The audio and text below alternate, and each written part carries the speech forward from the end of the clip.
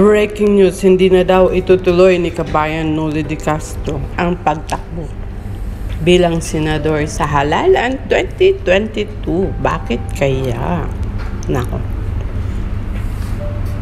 Anong nangyari, Noli de Castro? Buong pahayag ni Kabayan Noli de Castro sa pagwawi ng kanyang kandidatura sa halalan 2022.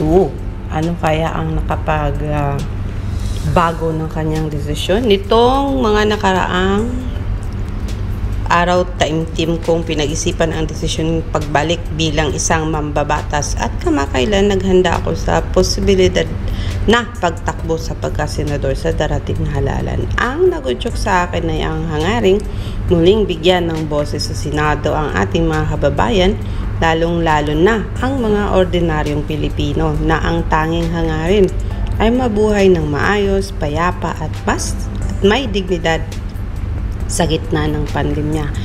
Isinumiti ko ang kandidatura sa COMELEC noong Biyernes, ngunit nagkaroon ng pagbabago ang aking plano. Bakit naman? Nais kong iparating sa lahat ng aking mga kaibigan at supporters na naghahanda na sanang tumulong sa akin na nagpasya akong hindi na ituloy ang aking kandidatura. Gayunpaman, hindi po nagbago ang ating layunin at hangarin para sa bayan. Kasabay ng pagdarasal sa Puong Nazareno, na pag-isip-isip kong mas makatutulong ako sa pagbibigay ng boses sa ating mga kababayan sa pamamagitan ng pamamahayag. So manatili siyang broadcaster.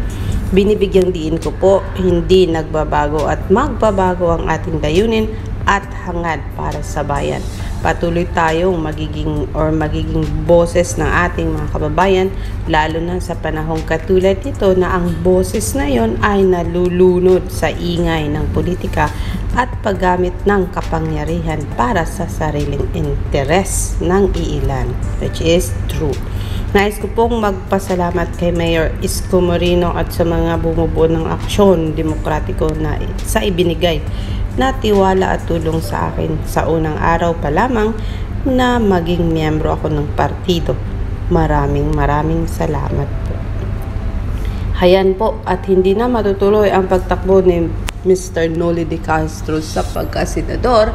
Inaayawan niya na kasi gusto niyang manatiling bilang broadcaster. In that way daw, mas effective yung pagtulong niya, siguro naisip niya, sa mamamayan kaysa pagiging senador or mambabatas na kung saan napakagulo at minsan hindi naman nagagawa ng mga senador ang kanilang mga platforms at napunta lang sa wala ang pagtakbo nila at ang pagiging mambabatas nila, at konting tao lang naman natutulungan, most of them yung malalapit sa puso nila. Kaya hindi naman sa nag-judge tayo, but then it is the reality of politics. Iilan lang talaga ang talagang gumawa ng kanilang mga platforms at nakatulong sa mas marami at hindi sa iilan. Ayan, good luck sa mga tumakbo sa halalan. And Noli de Castro, let's see kung saan ang pinaka-the best way na makatulong ka sa mamamayan, since you believe na much better na maging broadcaster ka na lang muna for now, maybe in the future if you want. But yes, that is the latest news on Noli de Castro. Kung babalik ba siya sa kanyang TV patrol, antayin natin, or baka susunod siya sa yapak ni Kim Atienza at lilipat ng GMA 7. Let's all wait and see kung ano ang mangyayari bukas makalawa. See you in my next Balitang Politika, Pilipinas po tayo.